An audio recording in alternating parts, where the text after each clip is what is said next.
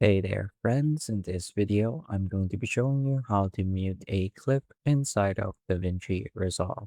So to get started, I've already loaded a clip to my timeline as you can see here. And if you've watched my video before on how to adjust the volume, you should know how to adjust the volume by sliding this bar up and down or by going to the audio panel here in the inspector. So if you want to mute the clip, all you really have to do is move this slider all the way down, and the clip in particular should be silenced. That's one of the easiest ways to do it, but there are a few others. So another way of muting your clip, if there are parts of the audio that you would like to retain, for example, you might want to instead consider cutting out the portion of audio that you would like to remove and removing it from the timeline. So go ahead and select your video clip, right click, then click on link clips. So since these two were already linked, what that does is it's going to unlink the clips, and any cuts we make here to the audio will not affect the video. So let's say I want to cut out this portion here in the middle.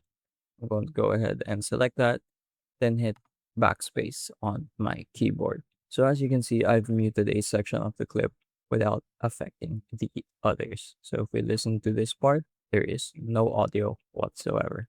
So that's another way of muting your audio. Especially this is especially useful if you're working with something like interviews or podcasts and there are certain sections that you want to leave out. Another useful thing is to be familiar with these buttons here at the left hand side. So these are your audio track controls. If you're working with multiple tracks as well, you can very quickly silence an entire track by clicking on the M or mute button.